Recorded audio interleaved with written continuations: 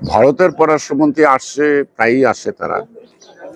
এখন নতুন প্রেক্ষাপটে তিনি আসছেন, তিনি যা বলছেন তা নতুন করে, তাহলে বোঝা যাবে যে পুরাতন সম্পর্কের মধ্যে কোনো না কোনো ফাঁক করছিল, যে কারণে সম্পর্কটা নতুন করে নতুন আঙ্গিকে, বিশেষ করে বাংলাদেশের জনগণের যে চেতনাবোধ, আকাঙ্ক্ষাবোধ, বাংলাদেশের মানুষের যে চাওয়া পাওয়া, সেটা ভারত তারা উপলব্ধি করতে সচেষ্ট হবে এবং ভারতের সাথে বাংলাদেশের বন্ধুত্বের সম্পর্কটা দেশে দেশে হতে হবে, কোনো ব্যক্তি বা দলের সাথে নয়।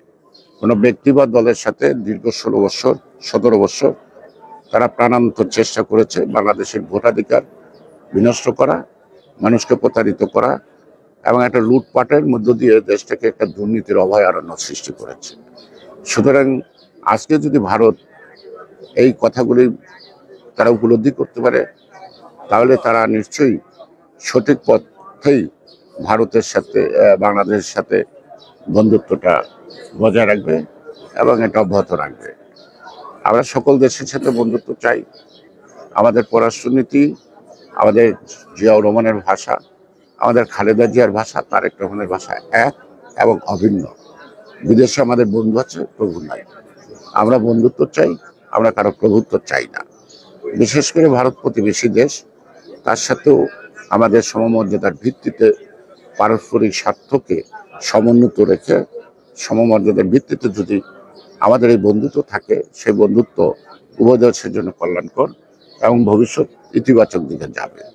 সুতরাং মুরব্বিয়ানা অথবা আমাদের উপর খবরদারি এবং সকল কিছু এতদিন দেখা গেছে দিল্লির সংকেত ছাড়া একটা ব্যাংকের এমডিও নিয়োগ হয় নাই, এবং কে কোথায় বিচারপতি হবে, কে কোথায় কি বড় বড় পদে থাকবে, কে এমপি হবে, কে মন্ত্রী হবে, সেটা তারা ডিসাইড করতেন। আমরা মনে করি এগুলি হলো শুধু আভ্যন্তরীণ ব্যাপার না, বিভিন্ন রাজনৈতিক দলকে পরিচালনা করে যে প্রবণতা, এটা ভারতকে পরিহার করতে হবে। বাংলাদেশের জনগণই পছন্দ করবে কাকে কোথায় বসাবে। বাংলাদেশের স্বাধীন দেশ, তারাই ডিসাইড করবে কোন জায়গায় কে যোগ্য। সেখানে অন্যের পরামর্শের দরকার নাই। তার যদি অভাব হয় তাহলে তো আমরা বিদেশে কনসালটেন্ট আনতে পারি। তো সুতরাং সেই ব্যাপারেই বলবো যে আমাদের আভ্যন্তরীণ কোনো বিষয়ে কোনো দেশের হস্তক্ষেপ একটা স্বাধীন দেশের জনগণের কাছে কাম্য না।